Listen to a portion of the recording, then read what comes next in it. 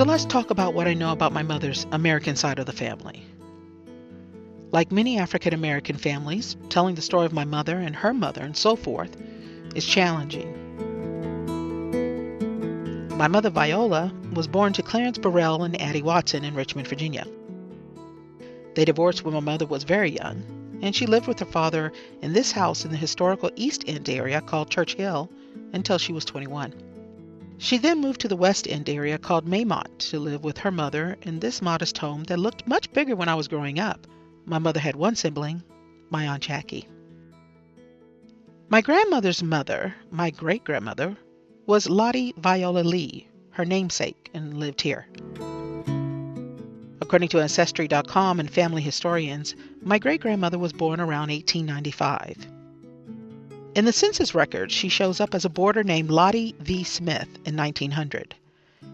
She was 3 years old and her race is listed as black.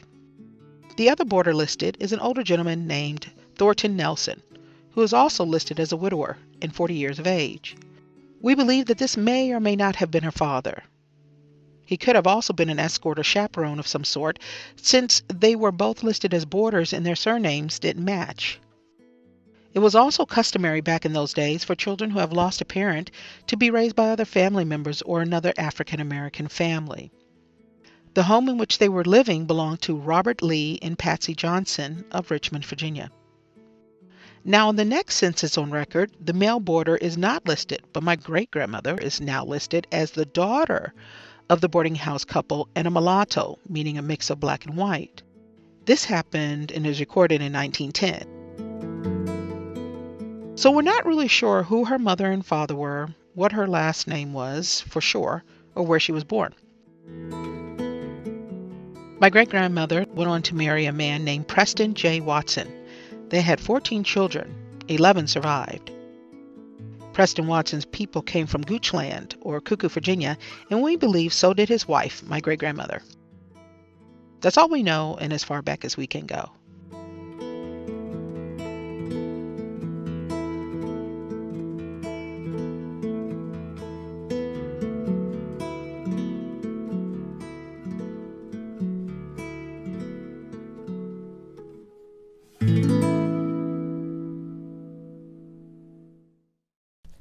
Anyone who has ever done any kind of genealogy mapping will tell you that it really boils down to connecting the dots. Connecting the dots and hearing the stories and desires of others wanting to fill in the gap in their lives. Knowing this has allowed my spirit to quiet down as well. But you know what? I must move from America to Africa to truly engage in this process. What would happen if an African American learned of their tribe and then went back to the place of their ancestors, even to their ancestral people? Would they feel emotionally connected then? Would there be some form of emotional connection? Or would an African American feel so American that they would still feel some form of disconnection? I didn't know the answers to these questions, so guess what? I decided to take a trip to Africa for the first time to the Mende tribe that I'm DNA connected to through DNA in Sierra Leone to find out some answers. And guess what? You're going with me. Thanks to the William and Flora Hewlett International Travel Grant from the Office of International Programs and Studies and my research funds from the College of Media at the University of Illinois, Urbana-Champaign, I was able to explore Sierra Leone for almost a month. In this documentary, from mostly a first-person point of view, your eyes will become my eyes, and you will see what I saw as I journey to my mother's land and extend the Gates effect to my ancestral land of Sierra Leone, West Africa.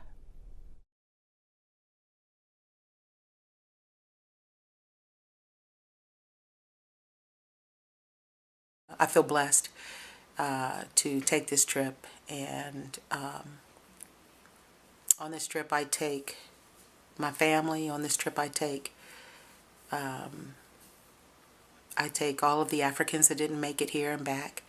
I take all the African Americans that can't go back to their homeland, if you will, the land of their roots. I take this trip as an American. African Americans, if you've never felt American, go someplace else and have to take all this medicine. and all this medication, immunizations, you kind of feel American. And looking at reports and things along those lines, it makes you actually feel American. So I'm really proud to be an American going there. After meeting Kadia at the airport in Chicago, I was nervous and excited all at the same time. Up the escalators, down the escalators, around the corner.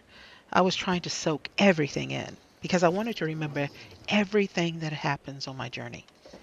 As we made our way through the airport, I wondered what she was thinking. You know, the Civil War broke out in 1991 and lasted for 11 years, and it's been over 18 years since Kadia was even in Sierra Leone. She has no idea what to expect to see, what remains of a war that ravaged its people, its lands, and maybe even their spirits. And how do you feel? Oh God, I have mixed feelings, excitement and terror. It was really nice to see her laughing and just looking forward to going home and having me with her. I think that's the best part of the trip is to share the country with somebody who's never been. Yeah. What are you I think looking for? maybe, yeah, it would be more exciting for me seeing it through your eyes. I think. And what's the most exciting thing you're looking forward to? The food. Whoa, the food, the food, the food. The food, so I can eat, go back to my childhood and eat all the fruits and vegetables and, yeah, the food. The food first, then my family.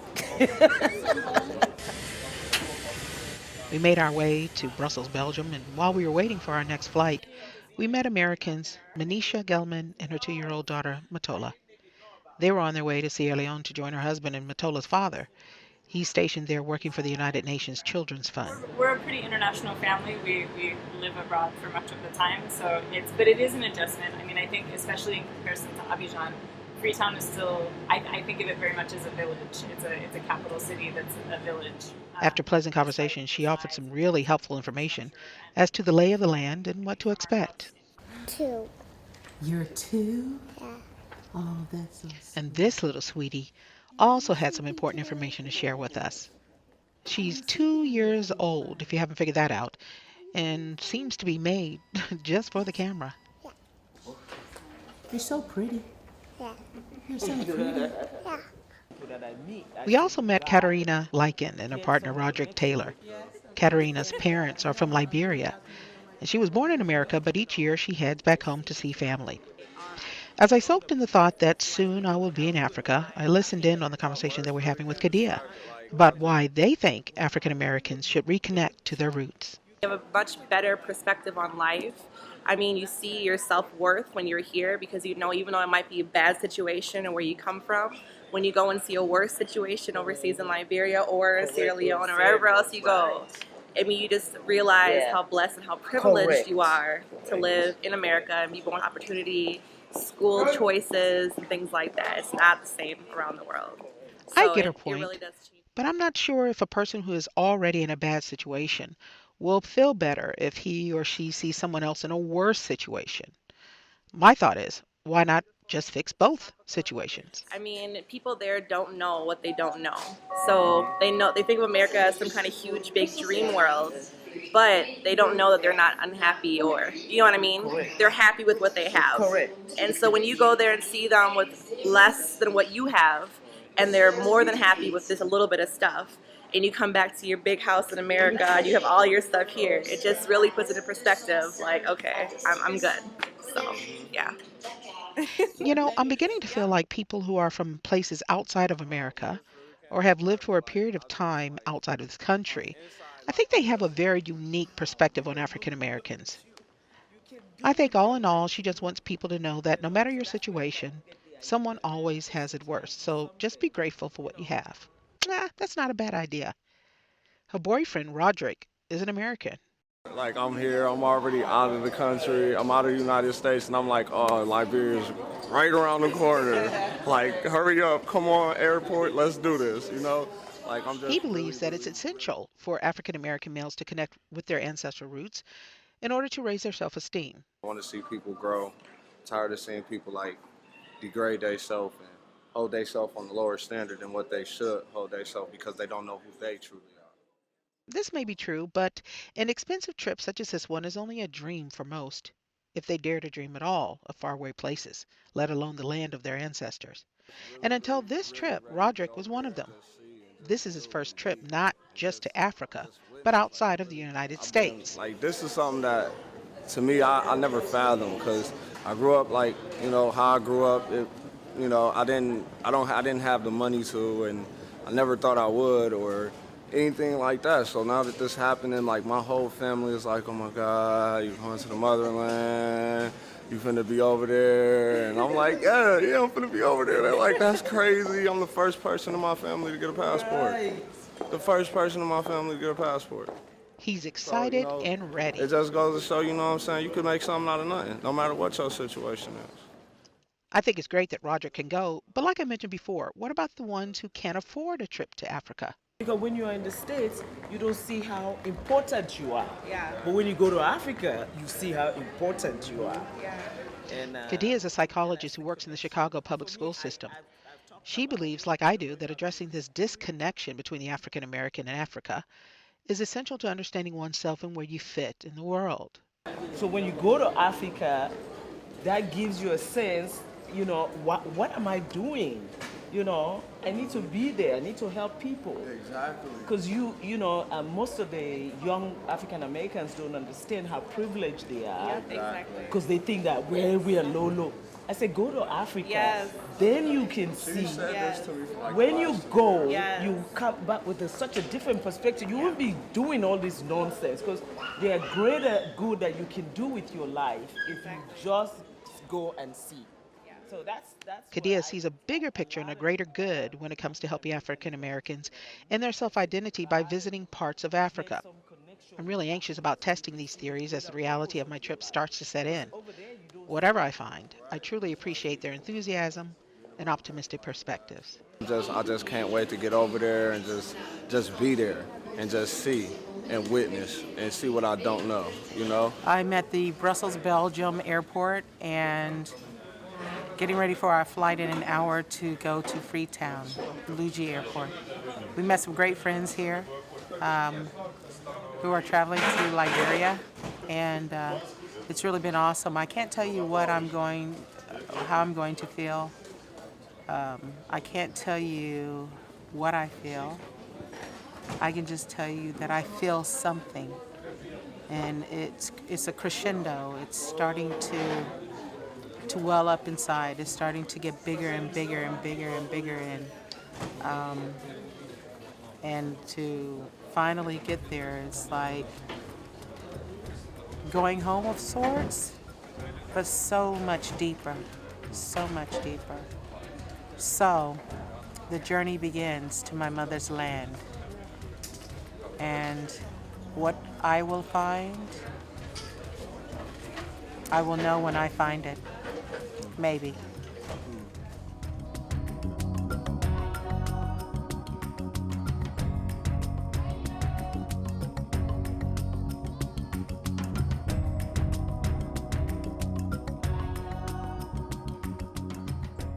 Okay, so I'm on the final flight to Sierra Leone, to the land of my mother. We'll see you in 6 hours.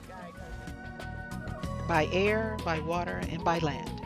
From Chicago to Brussels, next stop Liberia, then Lungi Airport in Sierra Leone. Then we'll take a boat to Freetown, and then we'll be on land.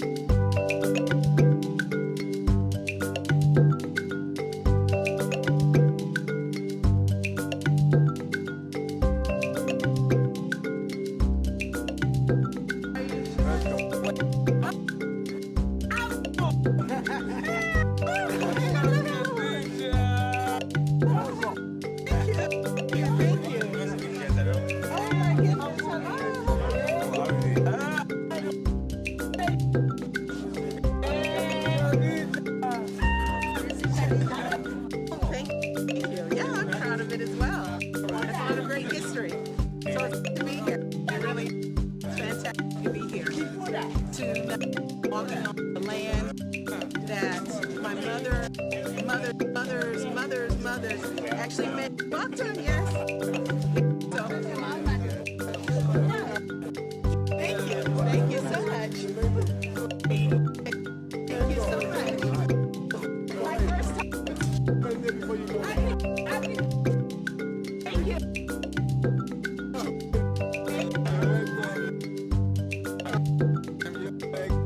Okay. My brother. You okay? Yeah. Absolutely.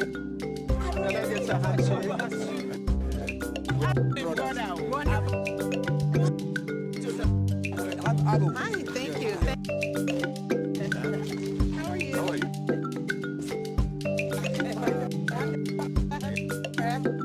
And this is my friend here. Taking me over here, so.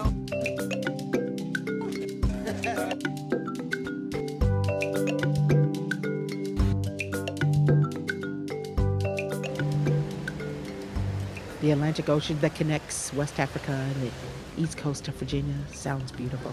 Let me switch to the night vision so that you can see a little bit better. Do you see those lights far, far away on the left-hand side? Well, that's Freetown. Those tiny lights in the distance. To me, they seem like a lighthouse guiding me safely home.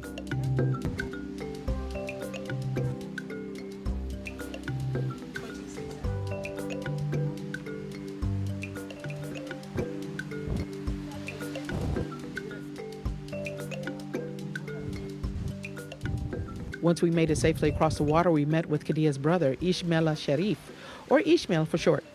We're going to stay with him at his home on Ogu Farm, just outside of Freetown, for part of the trip.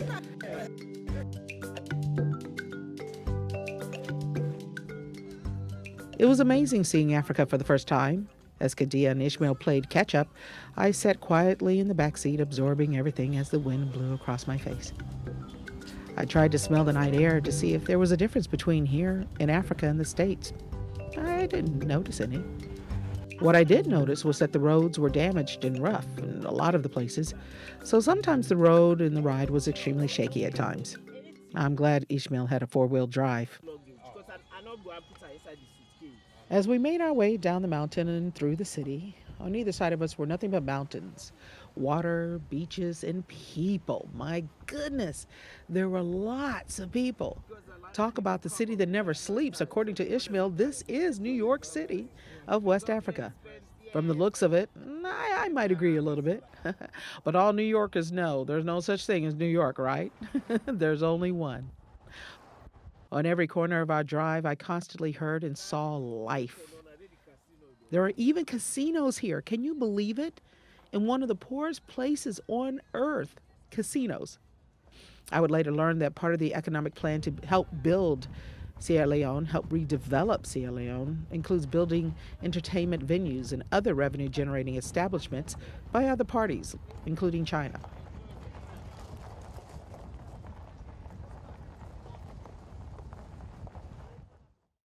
This is my room, a nice, comfortable bed with a mosquito net to help keep me safe from the carriers of malaria. Looking at the net reminds me of the many Hollywood movies portraying Africa. I know. I immediately thought of those westernized movies called Out of Africa and Casablanca. It's really great to be here, you know. It's late. I'm really tired, so I guess I'll talk to you in the morning.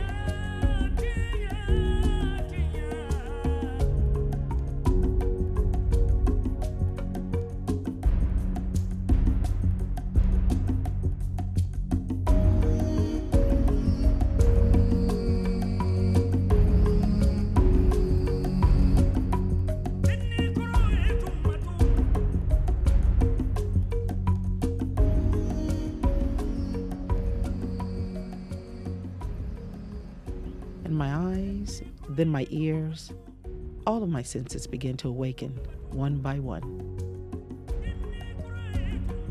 The children are up, families are up, and the chores of the day have begun.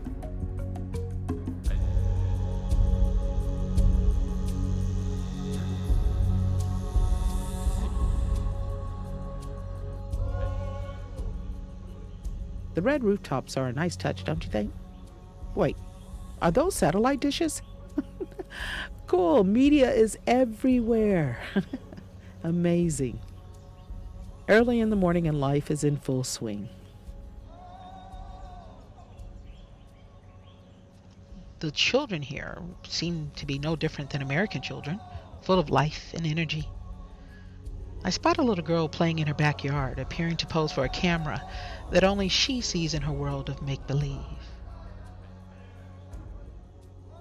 I decided to move from the rooftop where I eagerly began my day and opened the door to find a young boy apparently sleeping or relaxing on his front porch. I quietly make my way off the front porch to get a better look around the complex. Only 4 homes and families encased within these walls built during the war, a civil war that left over 5,000 people dead. Although it's pretty tranquil here, I wonder what I'm going to see when we leave the complex, when we head into town. Kadia and Ishmael were waiting for me at the breakfast table after my little short tour. My first breakfast was a little familiar to me. There was spam, which I've had before, a cup of nice hot tea with cream, fruit, and a huge loaf of freshly baked bread and butter.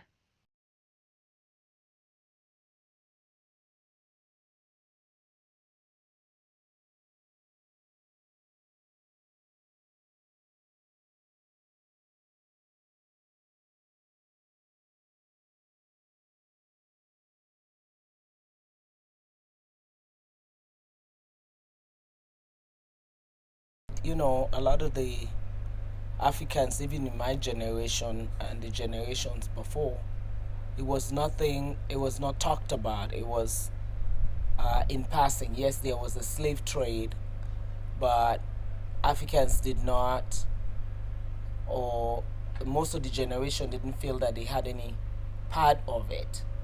So therefore, they didn't own it. It was like, as Africans, we grew up understanding that in villages, and there was a lot of fighting between tribal. And so one of the things that they did was, when the tribes fought, and the winner will sell the defeated tribes in slavery. So it was understood that that was just part of the war, or as part of the way the conquerors of that region were, instead of enslaving or imprison the other villagers, they sell them, so they're not part of that village anymore. So we understood it in that regard, and so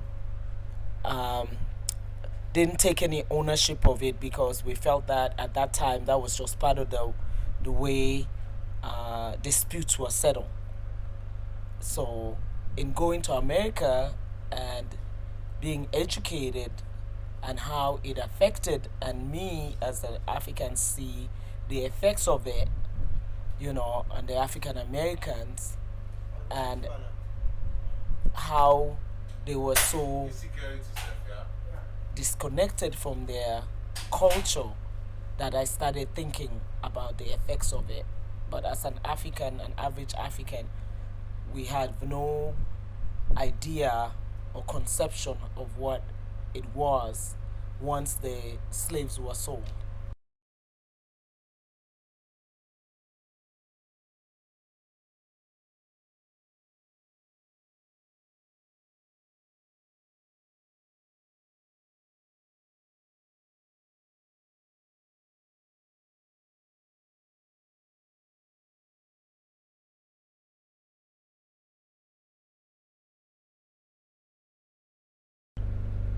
I wonder though, did they ever think about us? Did they ever wonder what happened to us when they do read about it and the atrocities that happened, and how we were separated and couldn't speak the same languages in the same tribe, and how our families were because they're so family oriented here. Correct. And then you went to America and they totally disbanded the families. Correct. Husband over here, wife over here, kids over here, boy over there, girl, and never to see them again. So this whole thing about us missing our African brothers and sisters, they may not feel the same way about missing their African American brothers and sisters, because they don't have a connection to it. Yeah, or they didn't even know that was the case. For example, I didn't know any of the African American experience until I went to America. People here don't have any idea of what happened to African Americans once they were enslaved. Mm-hmm. I mean, even in when we do a history as a requirement to get your bachelor's, in, you read the general history of America, including in passing slavery, but I don't think there's any in-depth, study of it or understanding of it of the average African in Africa. Even if they are aware, I don't think they, unless someone in who is a study in sociology or psychology would look at that in depth and understand. But I think that the even average African that goes to America, if you're not in that field where you have to explore those human experiences and psychological trauma, that you would even remotely understand. So I can see why some other Africans that are not in that field would not give any weight to the damage, that was done.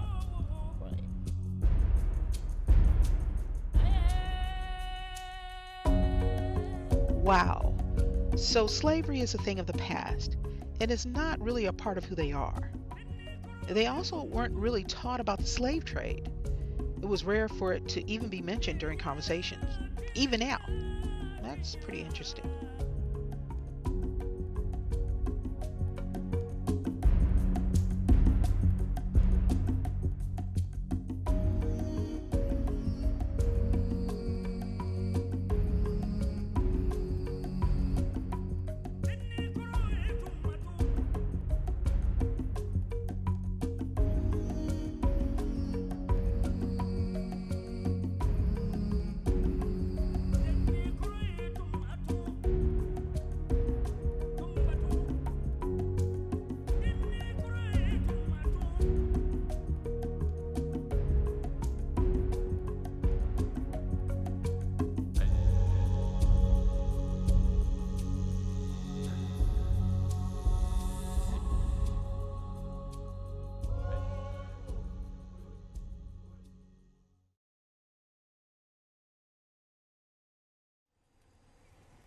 I was told traffic was pretty normal, which means lots of people and lots of congestion. But there was movement and the streets were definitely alive. As we headed to Ishmael's office, I was given brief histories of Freetown, including the cotton tree.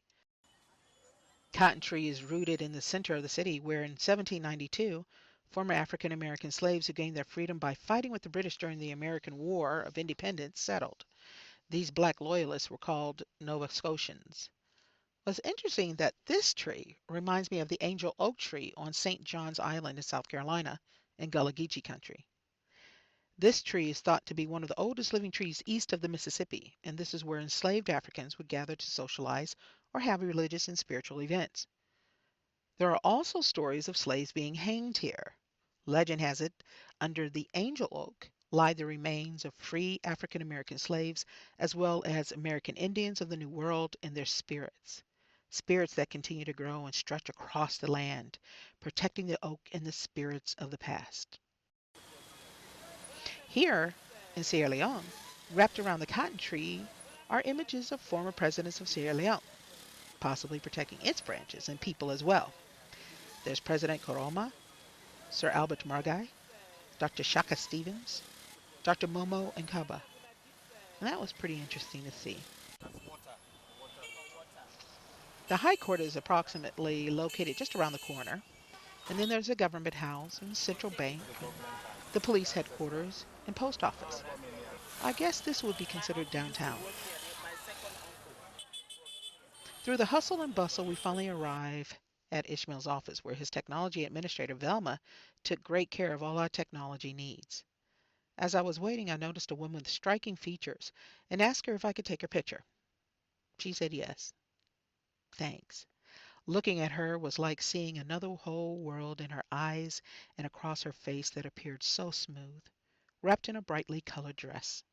Both beautiful. I hope I wasn't coming off like an inconsiderate tourist.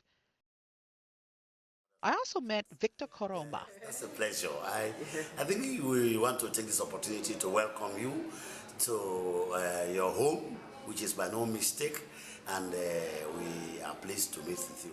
Victor Koroma is head of the National Federation of Civil Society, a group made up of traditional and community journalists, activists, politicians, and chiefs who report and educate the public on what's happening in the news, government, and villages. He is also Mende, the same tribe that I have a DNA connection to. Having the gift of gab must run in our blood because he was not shy about expressing his feelings about my project and journey at all. But it's very important that, Sierra Leoneans or so many other African countries, people who are outside there now, are able to trace their homes like you have done rightly, which is very important. And that sends a message to other African American who are staying in America and elsewhere in Europe to be able to locate their homes, based on the investigations, the research they have done.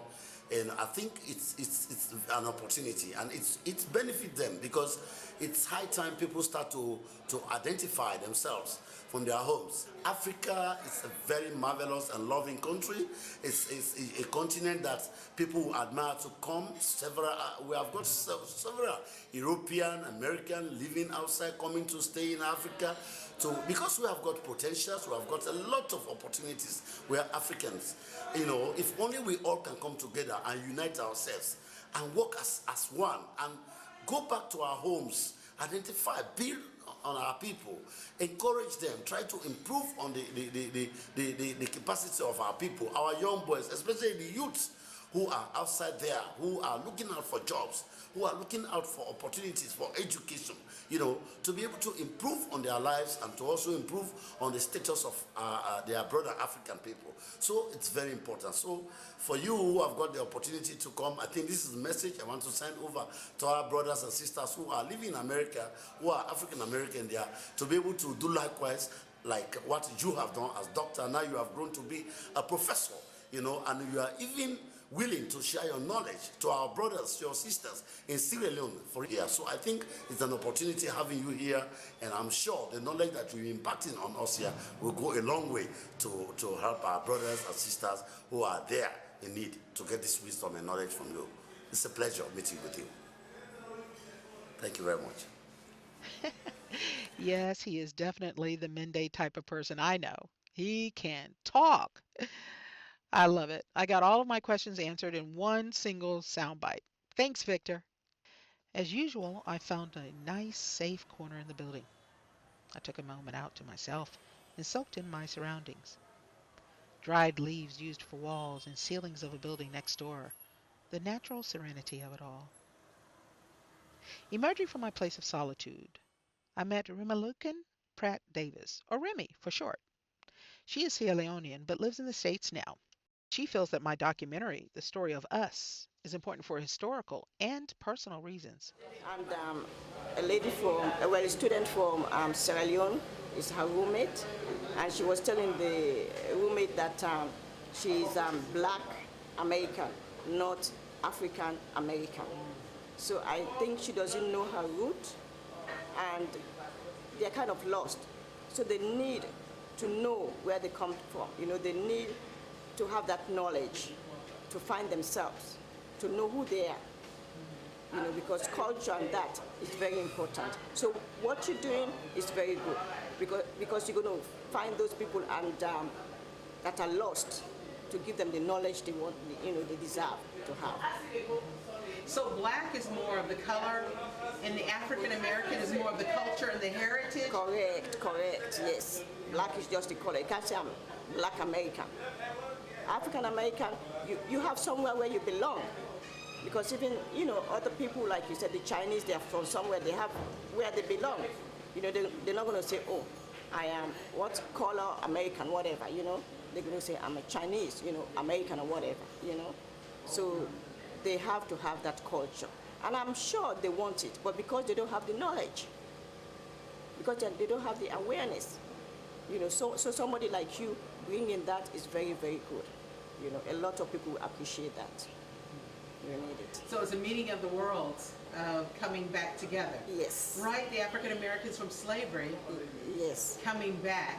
Yes. And we talk about all the global citizenship and all the great things that people are doing, the Peace Corps, and why not know more about yourself? Exactly. We need to know more about ourselves. Exactly. Like me, she wanted to reach out to her people, but in reverse. So she went to America to get close to African Americans. When I left this country like 30-something years ago to go to America, I was so excited because I was like, okay, I'm going to connect with my black sisters over there. So I went over there just to get close to the black, you know, people. But I got some rejection. I don't know, you know, I couldn't connect with them like I wanted to. I was connecting more with the white people, and I wasn't happy about that. So the few black people that I connected with, I tried to talk to them, you know, to see what's the problem. And I have one very good friend, and she told me, she said, well, some of them think that we sold them. I said, that's ridiculous. How can we sell you? I said, it's something that happened years and years ago before us. We don't know anything about it. And if we say we sold you, you sold yourself, because those people are my people and they are your people. You see what I'm saying? They are all of our people. So we are, you know, it's our people, not my people. So, you know, but that is something that happened years, and we have to move away from the past. And present and future, we have to move away from that. And like me, I'm a Creole. What they don't understand, what I'm saying, is lack of knowledge. I'm a Creole. And Creole, I am one of the slaves that went to America and came back, the freed ones. That's where I'm from. When we came back, we settled in Freetown. That's why I don't talk any other language except Creole. Because I'm from that slavery. But I'm not paying attention to that. That is not my heritage. Slavery, no. I'm a black African American, and I'm proud of being that, because I know where I come from. And see, but you know, that's the difference though. You had the culture, even though you had the slavery history, you also have the culture.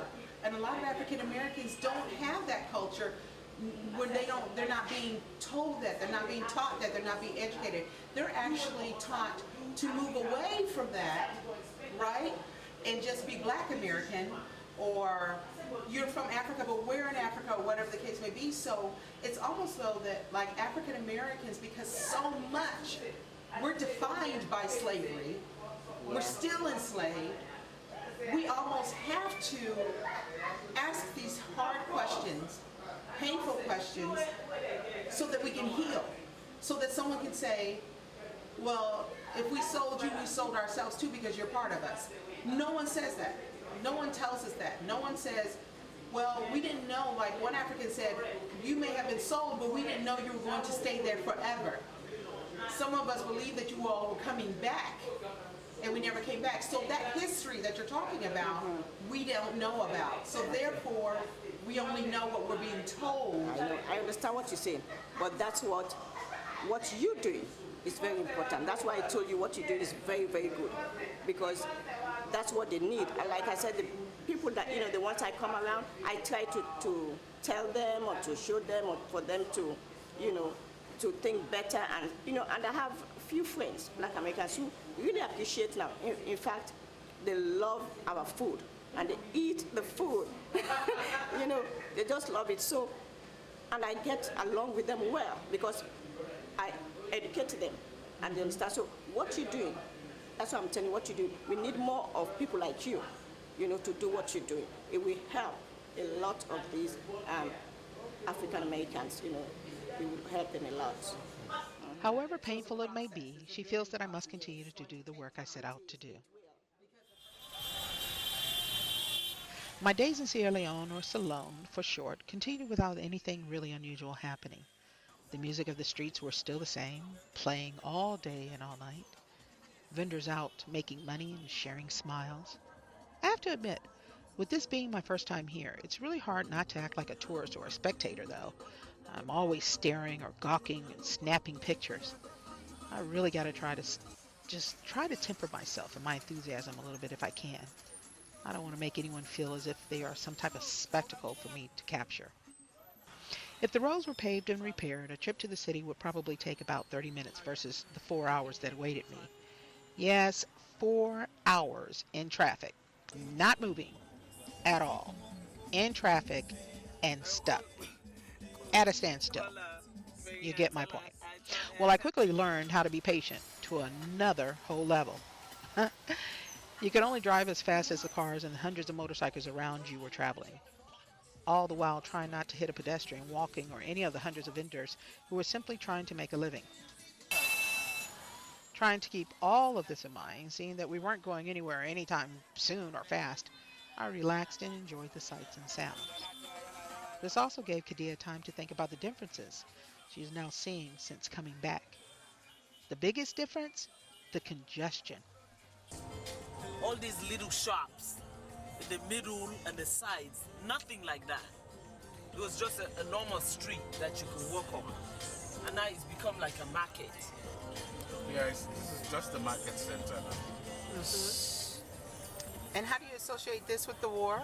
Well, because the war displaced so many people from the interior, and they all had to run here. And they said that after the war, most of them decided to stay. And so the city has become so congested. So congested. It's really, really, wow. A sight she never wanted to see nor prepared for. But she seemed to understand that it was just a result of the war. People ran from the interior to Freetown for safety, but after the war, no one left. They felt safe here, and so they stayed, filling up every inch and corner of the city. A typical 4-hour traffic jam was just like no other I've ever been through. While we sat there, we went shopping for washcloths and soap, grabbed a bite to eat like fresh coconut. So delicious. We even bought a few CDs, met new friends, and long-time no-see relatives. Yep, we did all of this in one traffic jam. Not too bad, right? One thing I really like about the food in Sierra Leone is that it is always fresh. Because electricity was now a luxury and unpredictable, the storing of refrigerated food was really not ideal, so everything was always fresh and shared. The best of organic foods without the expensive prices that we have to pay in the States. Is that good, Kadia? Over the next few days, we had a number of events to attend. There was a party at one of Kadia and Ishmael's sister-in-law's house. There was another party at a member of Parliament's house we had been invited to. And then there was a special family dedication that we needed to attend that was really headed by Ishmael and Kadia. Busy times coming up, but first I wanted to get a shirt or something different to wear for the party. So to the market we will go. Getting through the streets safely wasn't the hard part. Now, getting a shirt to fit all of what my mother gave me, now that was another story. They make most of their clothes by hand, sight unseen, so finding a top that worked was going to be exactly that, work. I quickly discovered that I had nothing to worry about. The women there pulled me into the care like I was a long-lost sister. I'm sweating, laughing, trying on top after top, and not one time did I feel judged. They just kept smiling and getting more tops. They were determined to find the perfect fit and the perfect style. I was determined as well. This one looks tighter. That's not gonna work. Yeah, no, And once I got the top on, I couldn't get it off. Velma was great. She could bargain her way through any fitting seam. Whew. Finally, I bought two beautiful shirts and I was set. I felt like I was being loved the whole time by loving, caring sisters and a brother. What an experience. Later that evening, with one of my brand new shirts on, we headed to the birthday party for Kadia and Ishmael's sister-in-law. They call Baby.